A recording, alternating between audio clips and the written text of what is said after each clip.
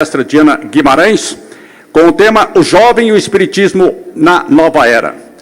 Antes, porém, nós vamos receber aqui para a oração inicial desta palestra um trabalhador incansável, uma pessoa muito ilustre, muito querida e que sustenta, trabalha, tem uma determinação e uma espiritualidade muito elevada. Quando falo deste irmãozinho, fico feliz, me emociono e gratifico pela sua luta, pela sua determinação, pela sua coragem e porque ele está com Deus e Deus o encaminhou para trabalhar entre nós e a espiritualidade amiga. Para a oração inicial deste evento, vem para cá o vice-presidente da Seara dos Pobres, Euclides Costa, o nosso Kido.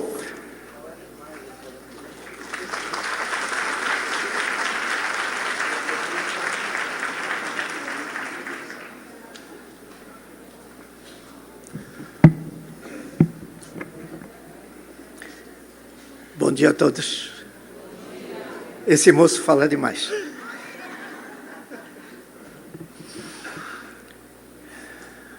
Então, meus irmãos,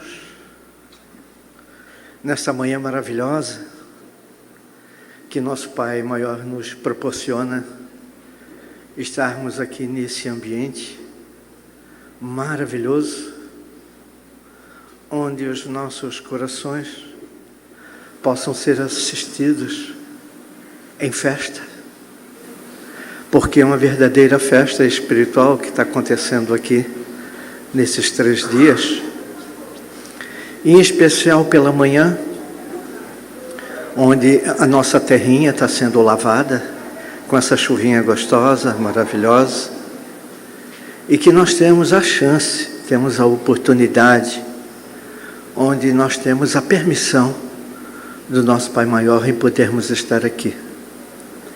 E que aqui nossos corações ficam guarnecidos das melhores energias.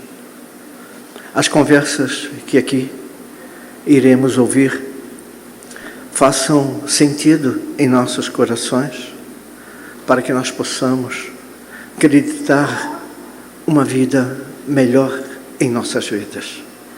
Motivo esse que estamos nessa terrinha vivendo nesse momento, com a permissão do nosso Divino Mestre, para que possamos crescer, que possamos evoluir. Mas que as mensagens aqui recebidas não fiquem somente aos ouvidos, fiquem nos nossos corações. Acalentados que estamos, abraçados que estamos por essa energia maravilhosa, nós dizemos: Pai nosso que estás nos céus, santificado seja o vosso nome, venha a nós o vosso reino, seja feita a vossa vontade, assim na terra como nos céus. O pão nosso de cada dia, dai-nos hoje, Senhor. Perdoe as nossas dívidas, à medida em que perdoamos a dos nossos devedores. E não nos deixes cairmos em tentações, mas livra-nos, Senhor, de tudo que seja mal. Graças a Deus, graças a Jesus, e que assim seja.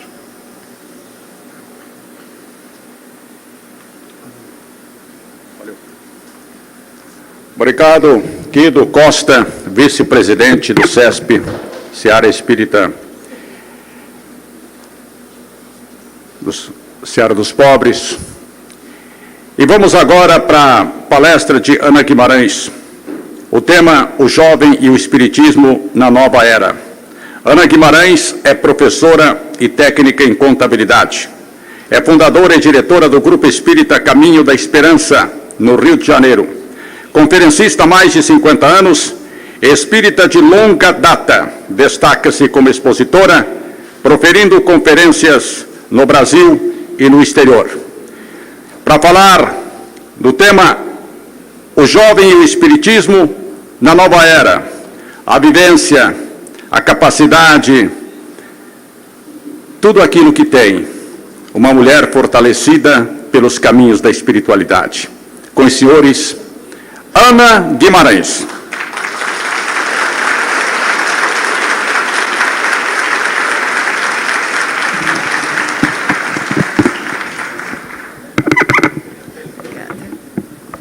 Muito obrigada.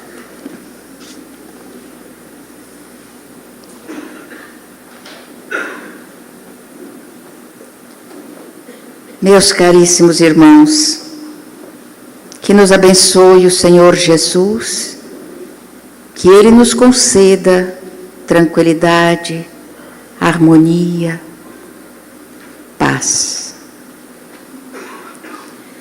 No coração da serra há borbulhos de fontes, sorri contente a luz nos claros horizontes e canta na alma humana os arpejos do amor.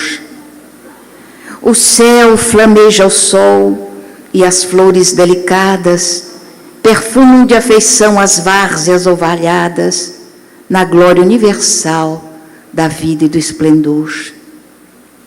Só tu choras, irmão, no teu carpir dorido, porque trazes assim o peito compungido, guardando a noite na alma e o fel no coração. Eu sei, algo cruel te agasta e infelicita, um travo de amargor, de pena, de desdita, semeia de tristeza a tua solidão. A festa da natura, a festa gloriosa estranha ao teu sentir. Na noite dolorosa, ascendes solitário ao Gólgota infeliz. Se a volta dos teus pés esplende e canta a vida, no imo do teu ser descerra-se a ferida, que sangra de obsconsa e rota cicatriz. Entanto, amigo meu, a noite constelada desdobra pelo além as lúcidas moradas que aguardam no futuro a paz do teu sentir. E o fulvo amanhecer, esplêndido e sublime, retrata o coração que a grande dor redime no pórtico ideal da vida e do esplendor. É um trecho de um poema de Hernani Santana, um retrato singular da criatura humana. Em meio ao desenrolar dos dias em nossa vida, raramente temos razões para colocarmos festa na alma. Normalmente os acontecimentos desagradáveis são aqueles que sobrepujam os demais. Então estamos num processo de despertar para a realidade feliz que é a nossa vida. Podemos retratar com facilidade e uma certa singularidade os aspectos negativos que os nossos olhos enxergam com uma facilidade incrível. Todavia, os aspectos positivos ficam mais complicados. Então, quando o Senhor Jesus diz, bem-aventurados os mansos,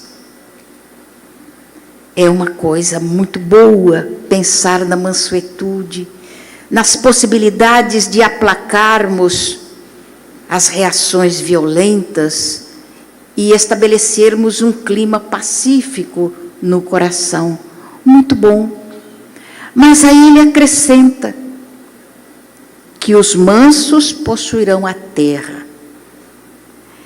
E nessa hora a gente fica imaginando, se nós possuirmos a terra, o que é que a gente vai fazer com ela? Adquirir a mansuetude para receber de volta a posse da terra. Se a nossa religião fala exatamente para que a gente se desprenda das coisas, que a gente se desapegue das posses. Aliás, todos aqueles que vieram com o objetivo de despertar o homem para a felicidade, para a paz, para a alegria, todos eles falam em desapego. E o Senhor Jesus diz que nós possuiríamos a terra se nos tornássemos mansos. Então, é interessante, a vida, como dizia o senhor Guimarães, a vida é um hino de esperança, e é o desdobrar de experiências que vão nos tornando cada vez mais sábios. Aliás, isto é um dístico popular na França, que a experiência vai nos deixando mais sábios. E é realmente porque nós vamos tendo a capacidade de raciocinar mais demoradamente e podermos chegar a determinados pontos através do raciocínio, que na juventude não temos muito tempo para pensar. A vida passa tão depressa e a gente tem tanta coisa para conquistar, para adquirir, para guardar, para vivenciar, que nós vamos vendo os dias passando muito rapidamente. E é interessante que no declínio vai acontecendo o mesmo fenômeno. De repente começamos a perceber que o tempo passa muito depressa e a gente gostaria de fazer muita coisa. E o tempo não nos dá tempo. Ontem alguém declamou um poema que eu acho lindo, chamado O Tempo.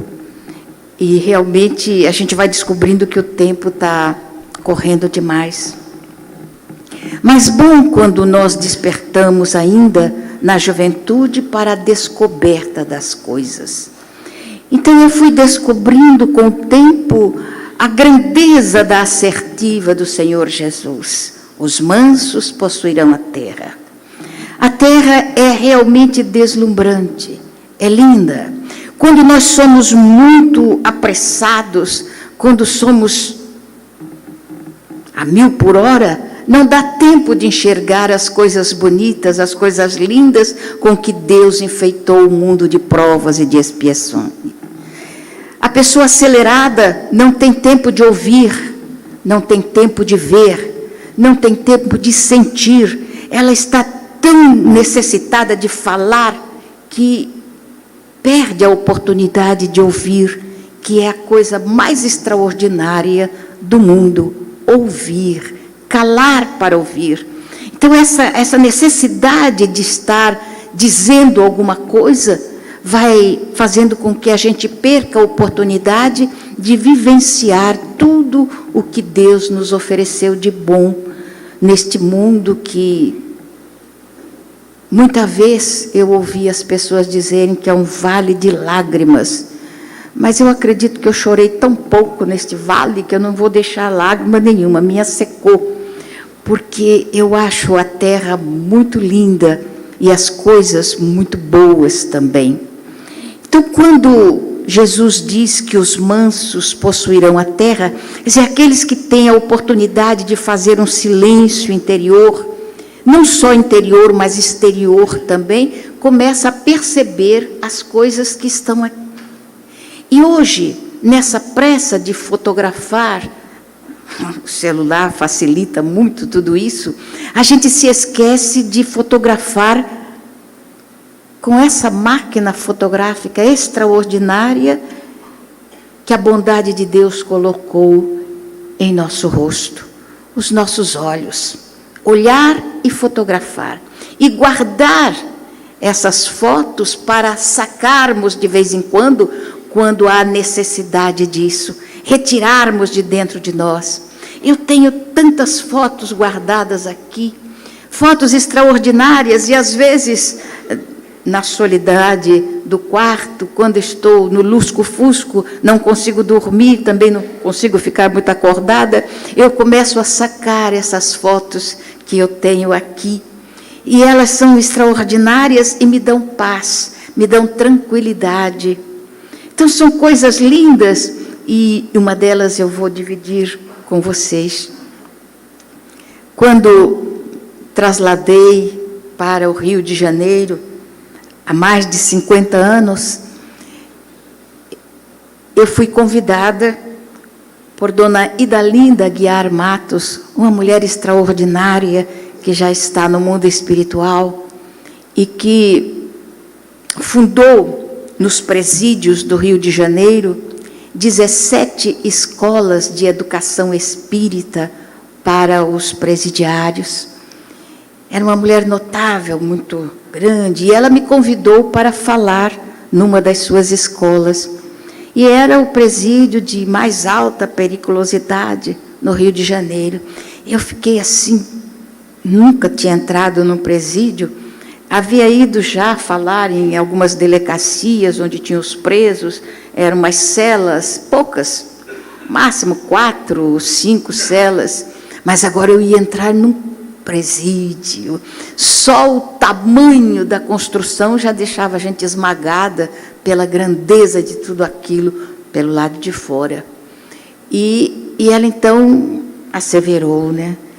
Ana, fique atrás de mim. Eu vou entrar, você fique atrás, não tem perigo nenhum, pode ficar tranquila, mas permaneça atrás de mim. Eu olhei para ela, era uma montanha, eu pequenininha assim. Chegamos, entramos no pátio enorme. E quando as portas começaram a abrir, meu Deus, que aperto que dá no coração, de pensar que há criaturas trancadas por trás daquelas grades fortes, com cadeados enormes. E eu comecei a pensar, escondido atrás de Dona Idalinda, pensando nas pessoas que estavam ali dentro. Que tipo de pessoas estariam ali dentro? Eu estaria por volta de 26, 27 anos. Era a minha primeira experiência. E eu fui entrando aqueles corredores, grades em tudo quanto era canto, os policiais abrindo aquelas grades, e de vez em quando eu conseguia ver alguns dos presos que ali estavam. Até que chegamos numa sala bem, acreditava eu que era no centro do presídio, uma sala de onde saía uma música agradável e uma voz também sonora, agradável. Chegamos na porta e então era uma sala não muito ampla, onde deveriam estar mais ou menos 250 daqueles presidiários, todos jovens. A média de idade entre 18 a 25 anos. Num tablado, dois padres tocavam violão e cantavam. E eu parei na porta e fiquei olhando aquele quadro que ficou na minha mente, nunca mais esqueci. Olhei um por um daqueles moços que ali estavam. Não havia a expressão de fera, de violência, de dureza naqueles rostos que ali estavam. Eram moços, jovens como eu era também. E os 2 sacerdotes cantavam a música de Roberto Carlos. Eu quero ter 1 milhão de amigos. Eu quero crer na paz do futuro. Eu quero ter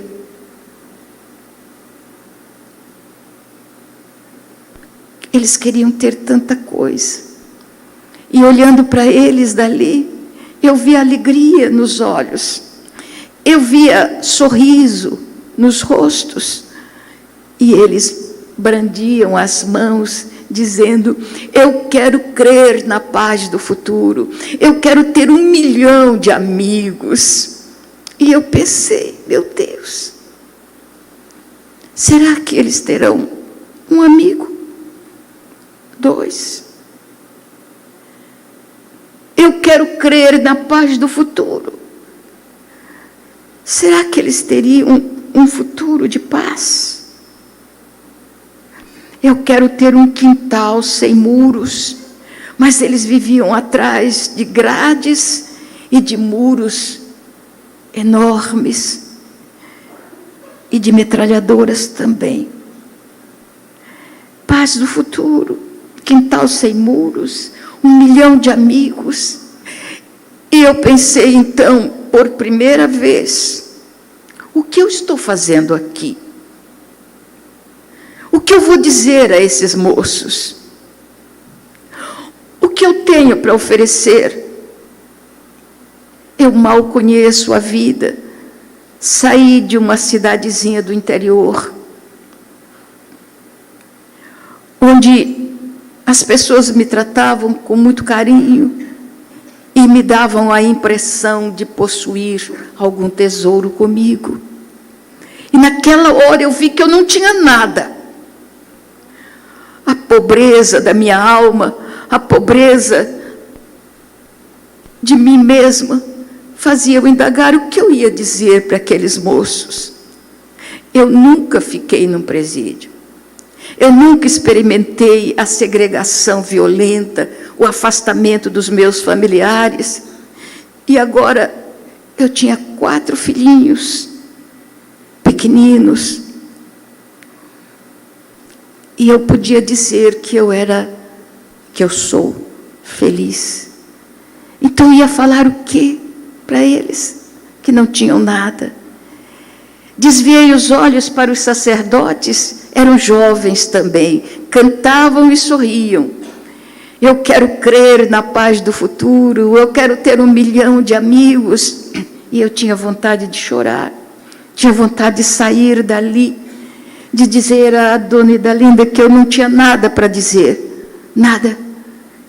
E então ela chegou perto e disse: Ana, você é dona de casa. E dona de casa tem uma experiência de vida que nenhuma outra pessoa tem. Porque experimenta todas as áreas do conhecimento humano para poder manter a integridade do lar, para poder manter os filhos, para poder conduzir almas novas pelos caminhos ínvios do mundo. Fale de amor para estas criaturas que só conhecem amor por palavra, mas não por sentimento, não por vivência. Então fale de amor. Naquele momento eu notei que havia uma criatura diferente no meio de todas elas. Era um moço mais alto do que os outros, sentado dava para perceber. Um rosto lindo, moreno. O rosto escanhoado deixava aquele azulado da barba escura, o cabelo cortado rente, escovinha. Mas eram os olhos que chamavam a atenção. E ele estava olhando para mim, os olhos frios, que não piscavam, duros, totalmente diferente dos outros que cantavam, que levantavam as mãos, que brandiam no ar as mãos, que sorriam. Ele não cantava, não sorria, não se movimentava. E quando ele percebeu que eu estava olhando para ele, eu percebi um sorriso escarnecedor nos lábios lindos daquele rapaz, porque ele era muito bonito. Eu virei os olhos para o outro lado, olhando as outras pessoas, mas parecia um imã. E, de repente, eu estava olhando para ele, e ele estava rindo de mim. Eu percebia isso. E eu pensava, meu Deus, é como se ele estivesse lendo dentro de mim a confusão que está aqui dentro, porque eu não sei o que eu vou fazer. E, naquele momento, os sacerdotes pararam de cantar e se levantaram para sair, porque agora seria o momento espírita. Dois moços, e quando eles iam passando, eu perguntei, por que vocês não ficam aqui com a gente? Aí ele disse assim, agora é o momento da dona Idalinda, e ela falou assim, pode ficar, não há problema nenhum. E os moços resolveram ficar. Então eu pedi a eles que fizessem um fundo musical para a nossa fala, e eu fui, mas aquele moço me atraía os olhos, era impressionante, e aquilo me dava uma confusão, até um certo sentimento de revolta contra aquele moço que estava perturbando a minha cabeça. Então eu parei na frente do microfone e o sacerdote começou a dedilhar uma música suave, meditação de Massenet. E eu, então, desviei os olhos e pensei: Senhor Jesus, quantas vezes o Senhor se defrontou com a miséria, com a dor, com a revolta, com as angústias da alma humana. Como teria sido o seu encontro com os 10 leprosos no Vale de Siquém? Como teria sido a reação daqueles homens que te olhavam com desespero, com desejos, com vontade de que o Senhor estendesse as mãos e curasse as suas feridas? Ou como teria sido o olhar de Maria de Magdala, ansiosa nos tormentos do seu coração, desejando alguma coisa boa partindo do Senhor? Me ajuda, me ajuda. E eu me esqueci de tudo, como geralmente acontece quando o meu coração mergulha nessa paixão que eu tenho aqui dentro por Jesus e pela minha religião, pelo Espiritismo, que eu amo mais do que tudo na minha vida, porque foi o Espiritismo que me ensinou a respeitar o meu lar, a compreender o meu marido, a cuidar dos meus filhos e a prometer a eles que, se dependesse de mim, o lar nunca iria ser desfeito, eu o manteria sempre. Foi a doutrina que fez com que eu pegasse o meu neto nos braços, o primeiro neto, e dissesse a ele: se depender da sua avó, você vai ter o seu avô sempre perto de você. É essa doutrina que nos torna mais humanos, melhores, quando nós a entendemos e a amamos. Terminei a palestra e havia um clima muito lindo com aqueles rapazes. Eles se ergueram e os guardas vieram, mas eu pedi que eles, então, me cumprimentaram, todos eles muito delicados, muito gentis, e eu ia saindo, eu havia me esquecido daquele moço. Quando eu pisei o primeiro degrau para sair, eram 3 degraus, alguém segurou o meu braço, e o guarda de imediato também veio, e eu me voltei, era ele.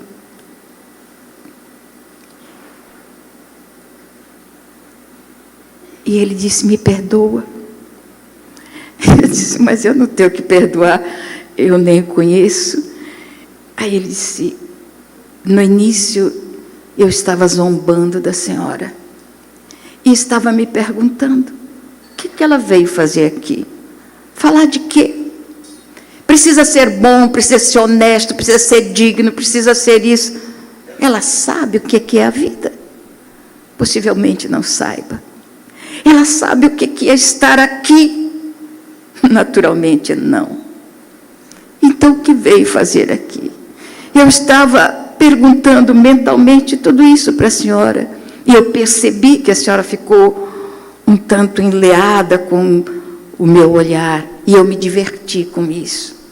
E a senhora começou a falar e eu continuei rindo, porque eu não acredito em nada que esses religiosos vêm falar aqui dentro, porque a mim tudo isso representam balelas, mentiras, que eles mesmos não acreditam nas mentiras que dizem.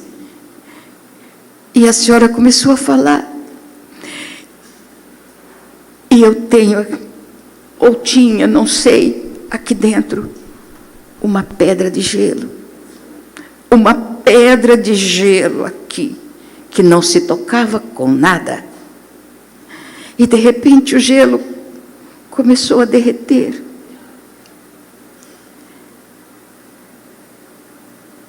E derramou pelos meus olhos. Eu quero pedir um favor. Faz muito tempo que eu não choro. Eu queria que a senhora voltasse aqui nem que fosse para me fazer chorar. Ele virou as costas e saiu. E eu fiquei olhando e pensando, qual seria o motivo daquele moço estar ali? Todos eles dizem que são inocentes, todos. Nunca encontrei um que fosse responsável por alguma coisa desagradável. Toda vez que conversavam, eles eram inocentes, estavam ali por um acaso cruel. Mas aquele moço foi diferente. E voltamos naquele presídio, muitas vezes, na companhia de Dona Idalinda, e tivemos oportunidade de conversar com ele. Hoje, ele já é pai de família, um espírita, um homem de bem. Mas ele contou uma história singular. Estava com 18 anos e era um filho de um casal já de certa idade. E ele dizia que eram os pais mais carinhosos que alguém poderia ter na face da terra. E ele amava aquelas duas criaturas. E estudava muito, porque o sonho do pai era vê-lo formado. Então, estudou bastante e se preparou para o vestibular, e havia feito o vestibular e estava na expectativa do resultado.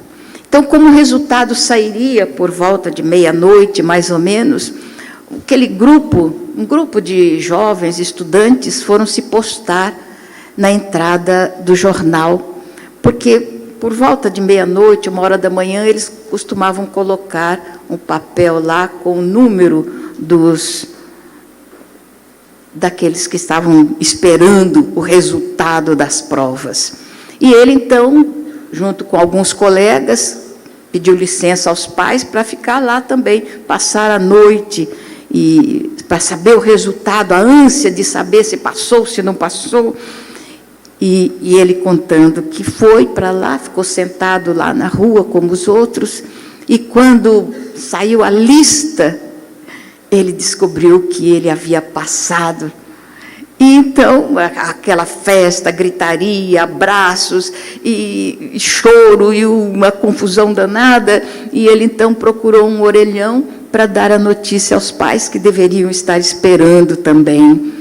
E, enquanto isso, outros colegas convidaram para festejar haver passado no vestibular. E ele, então, foi pedir autorização aos pais. Ligou, naquele tempo era orelhão, não tinha celular, não, era orelhão mesmo. Ligou para os pais e contou que havia passado no vestibular, e chorava e ria junto com os dois que estavam lá do outro lado da linha. E pediu licença para continuar festejando com os colegas, e o pai ainda asseverou: juízo, meu filho, toma cuidado. E ele: não, pai, são só colegas. E ele disse: talvez seja das últimas lembranças que eu tenho daquela madrugada. Saímos num Fusca, um grupo de colegas, fomos festejar. Não me pergunte o que aconteceu. Não sei. Não sei. Sei apenas que quando eu tomei acordo de mim, eu estava algemado. E com sinais de coisas que disseram que eu havia feito, coisas horríveis, que eu não me lembro de ter feito, não lembro de nada. Se sou culpado, não sei. Se sou inocente, não sei.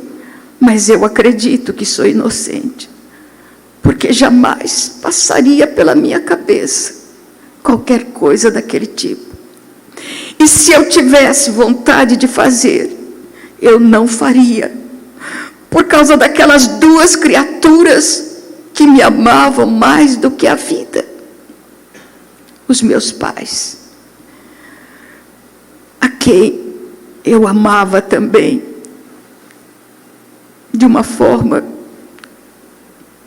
como eu passei a acreditar que jamais amaria novamente. Fui preso, não tive nenhuma chance, pelo terrível que era o acontecimento. Ele não me disse qual era, também não quis saber. Por causa disso, o meu pai se foi, atormentado por perder o seu único filho, exatamente quando havia passado no vestibular. E eu vi a minha mãe, de longe. O julgamento, as pessoas não se importam. Eu era uma pessoa sem expressão. Então, me colocaram no presídio e eu fiquei esperando. Fui retirado daqui, fui levado. Tantas coisas aconteceram que não vale a pena, a senhora pode imaginar. Depois, quando eu vim para esta casa de detenção, dentro de um camburão, onde eu fui jogado como um animal. Jogaram.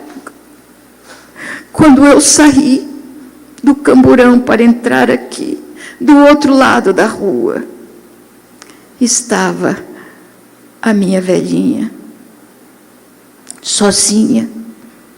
Papai já tinha ido embora. Olhei para ela e ela quis atravessar a rua para vir onde eu estava. E eu quis correr para ir ao encontro dela, quando aquelas mãos duras, fortes, me travaram o braço e eu fui arrastado para cá. Eu só ouvi o barulho das portas que fechavam. 1, 2, 3. E fui jogado num cubículo junto com outras tantas pessoas. Ah, minha senhora, o que eu passei ali, não vale a pena contar. Às vezes eu tenho vontade de esquecer. Às vezes consigo, outras vezes não. Eu chorei muito. Foram lágrimas amargas, lágrimas duras, até que elas secaram. Quando eu soube que a minha velhinha tinha ido embora também, aí então as lágrimas secaram totalmente. E foi o coração que começou a enrijecer aqui dentro. Eu só tinha um pensamento: sair daqui. Sair daqui e cobrar da sociedade ceitil por ceitil, tostão por tostão.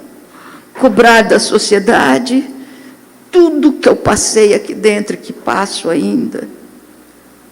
Não tanto quanto no começo, porque hoje eu sei me defender. Mas eu iria cobrar. Eu esperava, contava os dias na expectativa de fazer a minha vingança.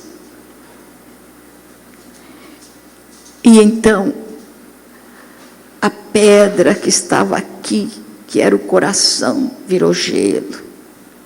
Gelo. Nenhum sentimento, nenhuma sensação, nem dor, nem sofrimento, nada. Eu não sentia nada até a senhora chegar.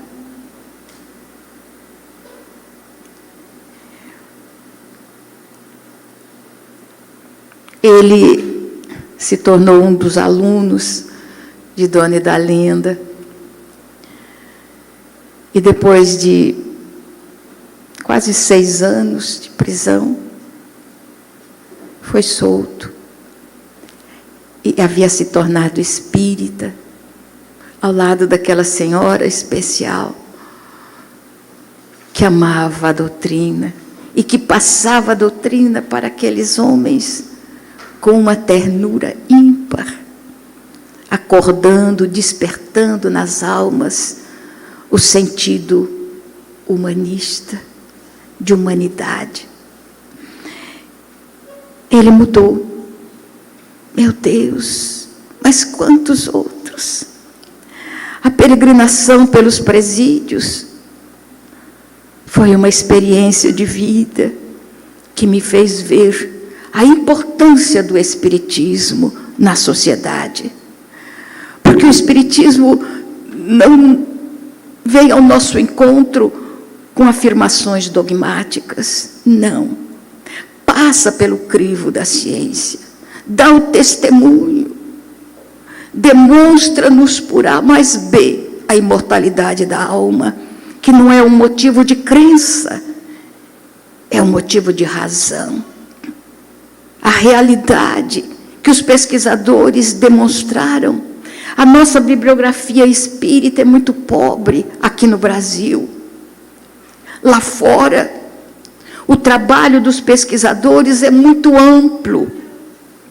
A exposição que foi feita no Metropolitan, em Nova York, e que eu tive a oportunidade de ver, é alguma coisa extraordinária. A demonstração imortalista ali, através de fotografias, de trabalhos realizados pelos desencarnados, e que foram trazidos pelos pesquisadores, tudo isso é de enriquecer a nossa alma. Então não é acreditar na imortalidade, porque por causa disso, por causa daquilo, não, é estudar, é pegar as obras, apesar de serem muito poucas as que nós temos, porque eu vi nessa exposição a quantidade de bibliografia que temos a respeito do trabalho realizado à época de Kardec, antes de Kardec, posterior a Kardec. Então, é muito pouco o que temos. Mas esse pouco já dá para que tenhamos a certeza da imortalidade da alma.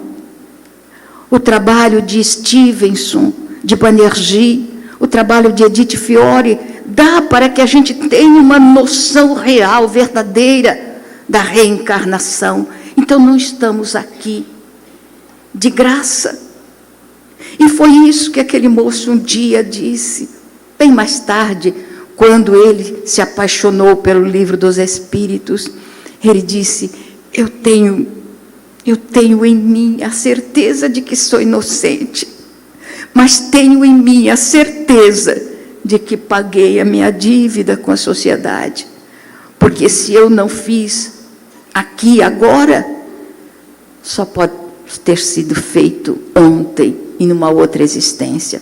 A compreensão das razões do sofrimento é este o motivo que vai nos conduzir para uma vida de dignidade, uma vida de respeito. Então, o trabalho do Espiritismo em nós é um trabalho pessoal. É você descobrir que é a criatura mais importante no universo. No universo. Você é essa criatura. E quando o Evangelho diz a você, sê tu quem ames, esse tu sou eu, esse tu é você. Somos nós que estamos perante a assertiva, sê tu quem ame. Então não é para que fiquemos aguardando que alguém venha nos amar, que alguém nos venha querer bem, para fazermos uma troca de sentimentos, de sensações, nada disso. Eu é quem tenho que dar o primeiro passo. Não importa se você me ama, não importa. O importante é se eu amo você. Isso é importante. O que eu sinto para com os outros é o que tem importância. E é o que a doutrina espírita nos ensina. Então, dessa forma, eu vou procurando aquilo que é tão falado. Desde que eu me tornei espírita aos 16 anos, eu ouço falar de reforma íntima. Eu ouço falar de reforma íntima. Oh, meu Deus! Mas as histórias de vida nem sempre demonstram que nós colocamos essa assertiva dentro de nós. Haja vista a atualidade, quando a primeira escola do Espírito é tão vulgarizada, é tão achincalhada, que quando a gente pergunta aos espíritas, você acredita na imortalidade? Sim. Na reencarnação, sim. No divórcio, também. Meu Deus! Então, por que falar que nós estamos no mundo de provas e de expiações? Por quê? Por que pregar isso? Se na hora do testemunho, nós não somos capazes de dar esse testemunho. Se na hora da prova, a gente foge. Se na hora da expiação, a gente se vai.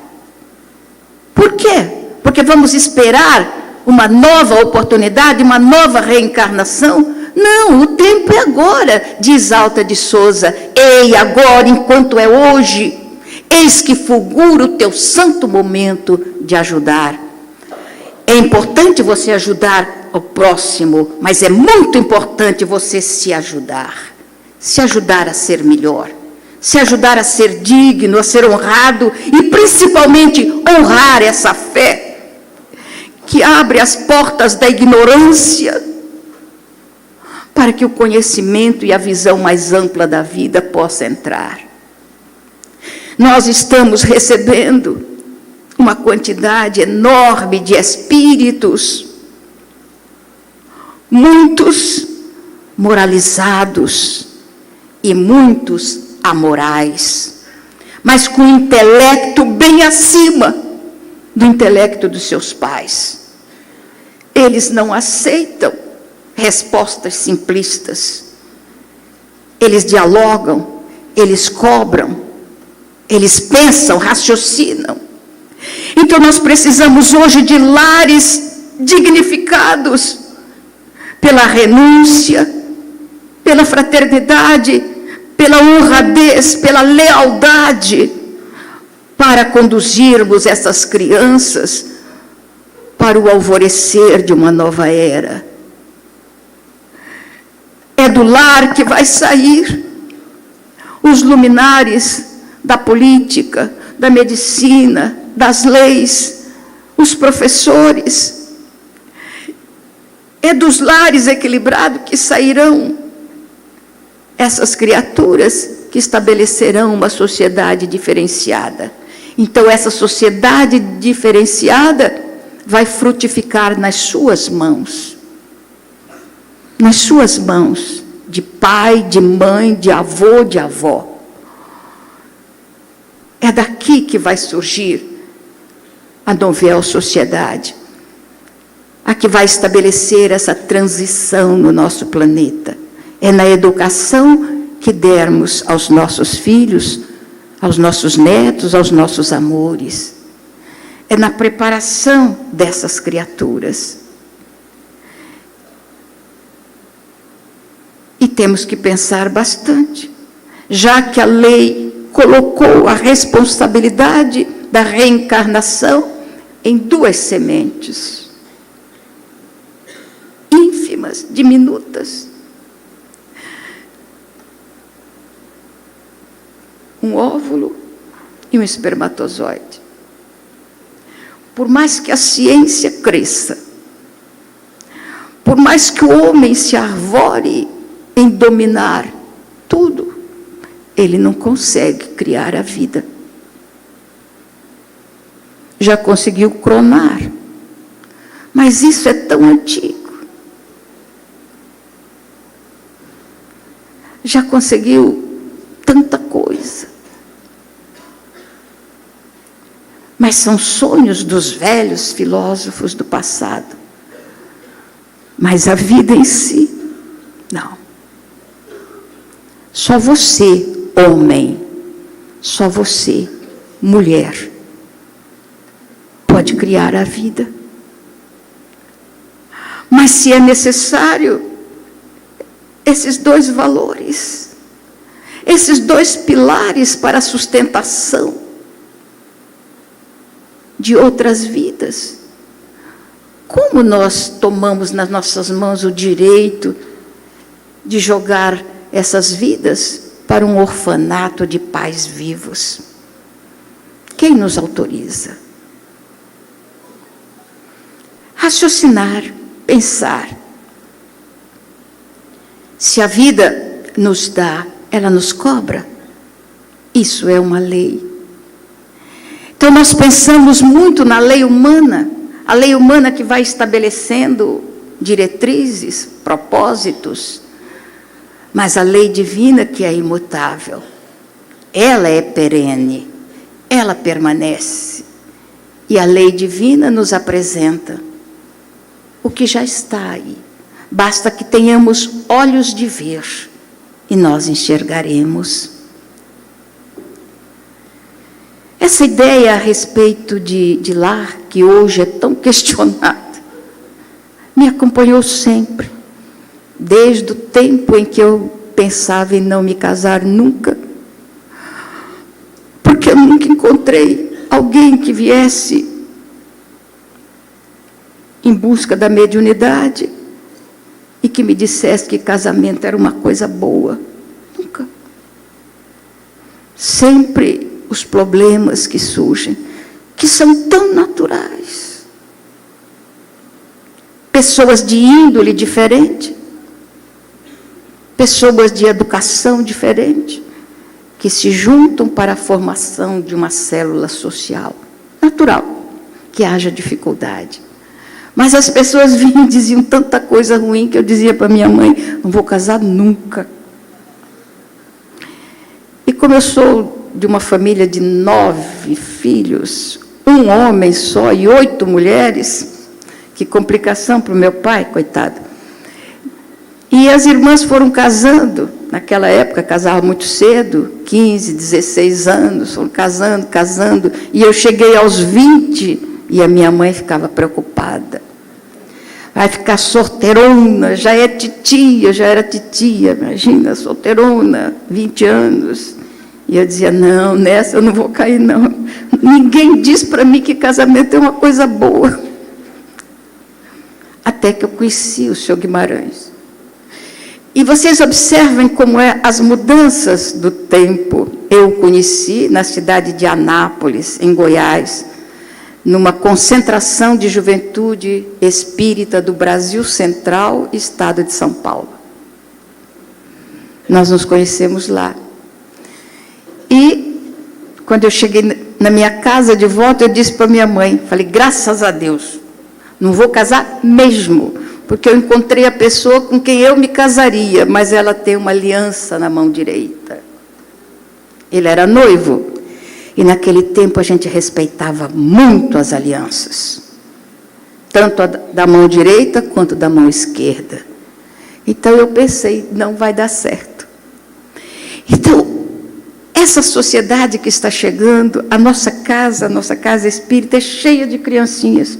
Agora me mandaram as fotos, né? Casa cheia, é de 4 a 12 anos. Então nós temos uma pá de 4 anos, e eu gosto de acompanhar aquelas crianças, de ver como elas têm uma acuidade diferenciada das crianças de antigamente, de mim, por exemplo. Elas são, e eu vejo os pais com uma dificuldade enorme de lidar com elas, porque elas não aceitam respostas simplistas. Elas perguntam, nós temos lá uma menininha, Lenita, meu Deus, ela não quer mais que ninguém tire a sua fralda, ela vai para o banheiro e ela mesma quer tirar. Claro que dá confusão, mas a mãe fotografou e mandou para mim, ela se trocando no banheiro. Um toquinho de gente. São impressionantes. Esses espíritos precisam de lar.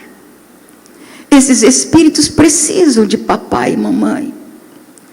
Eles precisam de exemplos de dignidade, exemplo de respeito, exemplo de fidelidade aos compromissos, de lealdade na vida. Então, isso é necessário para que eles cresçam jovens, que não sejam jogados nas calçadas vítima dos vícios, que não sejam jogados nas prisões, vítimas da violência, que não sejam abandonados numa sociedade permissiva para ser vítimas de comportamentos esdrúxulos, desagradáveis. E nós somos os responsáveis a eles.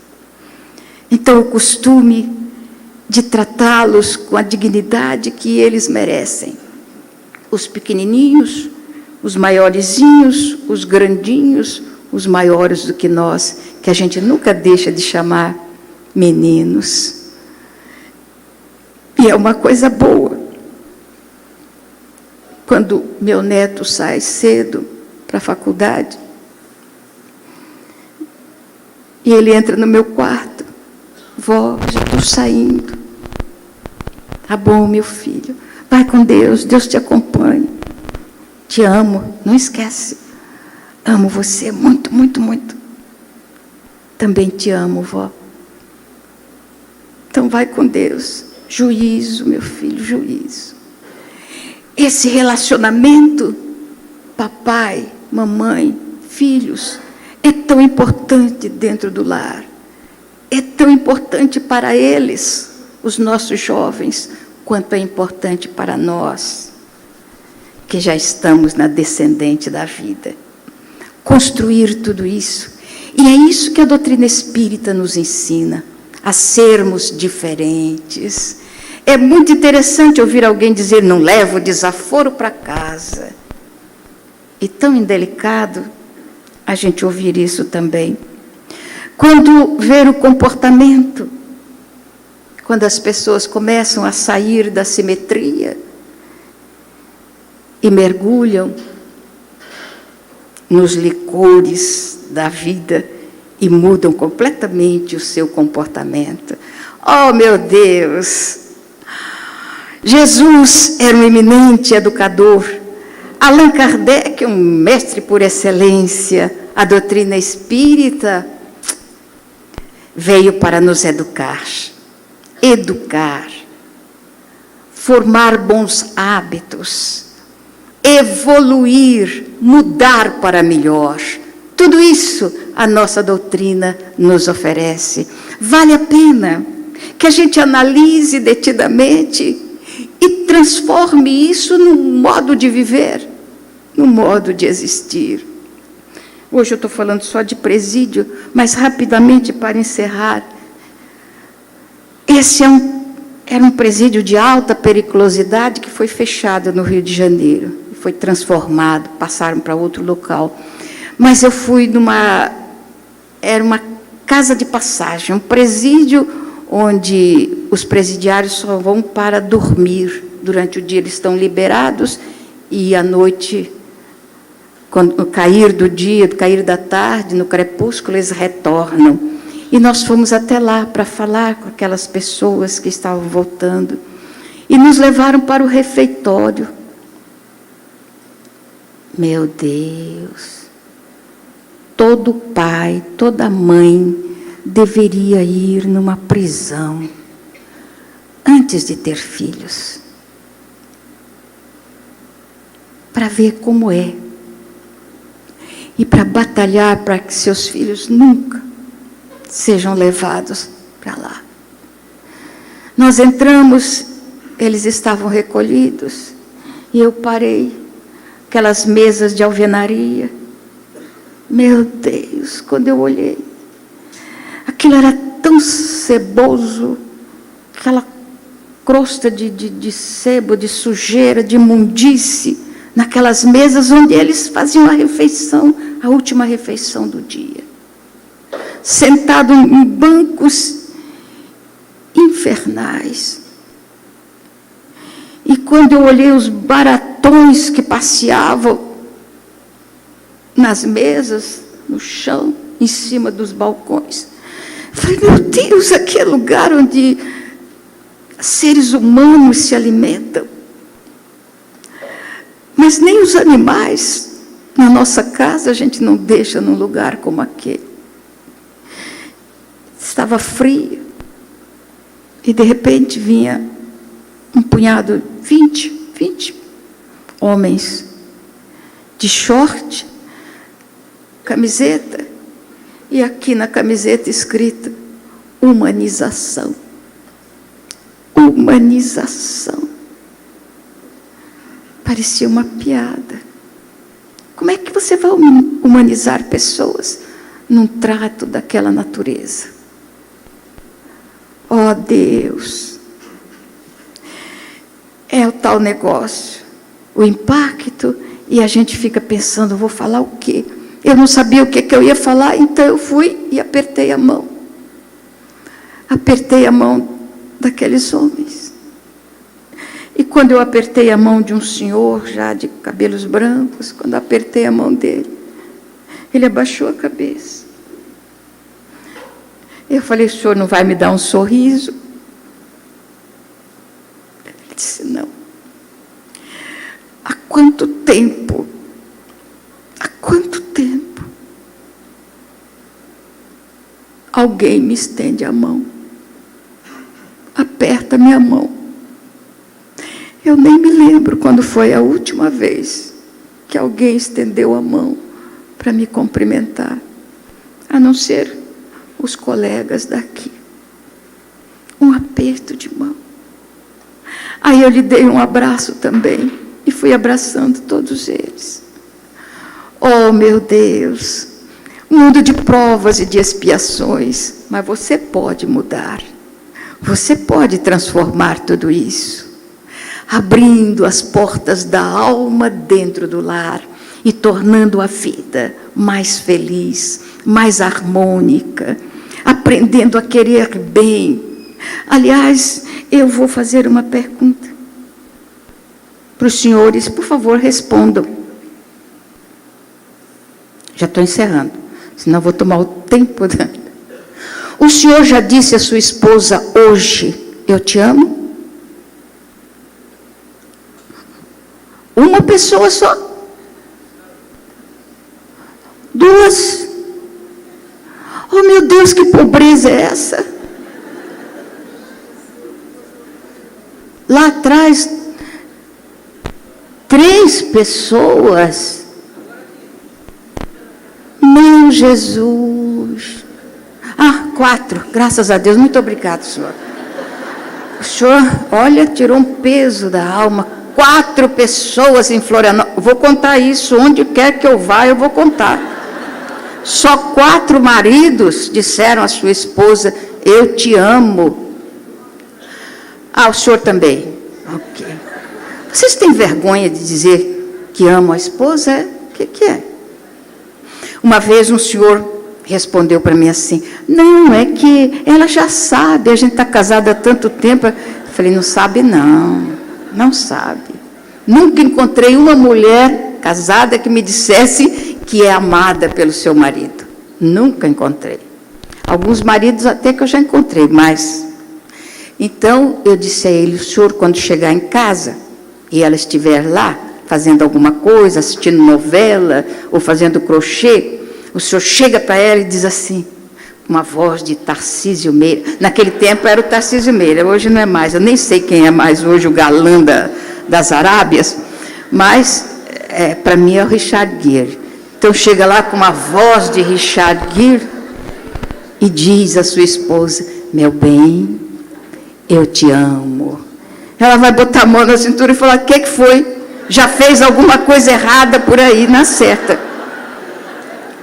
Porque elas não acreditam. Mas, e a senhora? Já disse ao seu marido hoje, eu te amo? Jesus! Essa pobreza, meu Deus! Nossa Senhora! Bem, é um pouco mais do que dos homens. As mulheres estão mais corajosas. Mas eu ouvi, uma ocasião, uma dizendo assim, ele não merece. Eu disse, merece sim, ele merece. Poxa vida, está lhe aturando há quanto tempo? Todos os maridos merecem, todas as esposas merecem.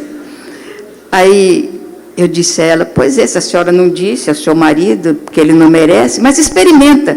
Chega em casa, pode ser que ele esteja assistindo futebol, então entra lá na sala, senta perto dele, segura na mão e fala assim, com a voz de Glória Pires, já está passada também? Não sei de outra. mas chega perto deles assim: amor, olha, tive tanta saudade de você, eu te amo. Ele vai olhar e falou: gastou o dinheiro todo, não tem mais, viu? Para este mês acabou. Por que os maridos e as esposas não acreditam? E muitos dizem que o amor acabou, até repetem. Eu fui na casa de um recém-casado, estava escrito na parede a música lá do Vinícius, que o amor é eterno enquanto dura. Eu falei: meu Deus do céu, que maluquice é essa de português danado, apesar dele ser alguém muito importante nessa área, mas pelo amor de Deus, o amor é eterno enquanto dura. Se ele não dura tanto, ele não é eterno. Eu falei: apaga isso aí, meu filho, você acabou de casar, bota o amor que vai durar a eternidade, porque a gente está aqui casando para conquistar as pessoas. Ninguém casa por amor, a gente casa por necessidade, probatória ou expiatória. A gente começa a gostar depois, a conquista é depois, quando você olha para ele que está do seu lado há 10, 15 anos e fala: mas que ronco lindo que ele tem, embala os meus sonhos, e aí a vida fica mais agradável, fica mais feliz. Ou então quando o senhor olha para ela assim e fala: poxa vida, é a mulher mais linda do mundo. E é mesmo, porque a beleza está nos olhos de quem vê. Então vamos construir um lar feliz para que a juventude possa crescer e dar frutos sazonados, doces, bons, e que a terra brilhe aos olhos do nosso Criador. Você pode, e Ele acredita em você. Por isso deu um mundo de provas e de expiação, onde existe cataratas lindas, rios lindos que a gente está poluindo, mas são lindos também, onde existem lambaris. São lindos os lambaris, numa tarde, quando o sol vai se pondo e ele começa a saltar nos rios, como eu via na minha infância em Mato Grosso. Não sou carioca, não, sou mato-grossense. Então vamos construir esse mundo feliz. Trago versos dentro da alma, como o sol traz luz em si. Eu vivo a vida cantando porque poeta nasci. Ouço cachoeiras rolando das alturas dos meus sonhos, em dias claros, risonhos, de luminosa beleza. Nesse plano eterizado, quando eu penso estar pensando, estou com a alma escutando a prece da natureza. Há no meu peito cascatas, vibrando ternas sonata no teclado das estrelas. E embora grandes distâncias, seja noite ou seja dia, com as lunetas da poesia eu sempre consigo vê-las. Há no meu peito um garimpo de cristais e diamantes. E eu mesma sou garimpeira que só procura brilhante que tenha cor de alvorada. Pedra com jaça ou defeito, no garimpo do meu peito, não quero seja encontrada. Niágaras, Paulo Afonso, Sete Quedas, Igaçus, cataratando meus sonhos a quedas d'águas a flus. Fontes líricas serenas, bandos de lindas falenas, dando 1000 cores ao dia, jardim suspenso nos ares e outras notas singulares, faz-me conhecer a poesia. Por tanta luz que vislumbro, pela ventura que tenho, por tanta voz que escuto sem que tais bênçãos mereça, eu não sei como agradeça a glória que Deus me deu. Sim, meu Pai, me sinto mudo, porque vós me deste tudo, o dom de viver na terra, com os olhos fitos nos céus. Muito obrigada, muita paz.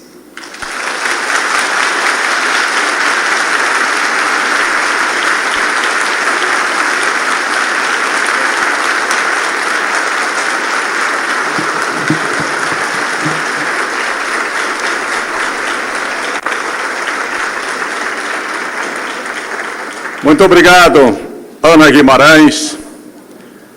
Todos sentaram, né? Estava aplaudindo Ana Guimarães. Levantem-se, vamos tomar café. 25 minutos para o café. Bom apetite! Depois temos anúncio do teatro e a palestra do Valadares. Até daqui a pouco!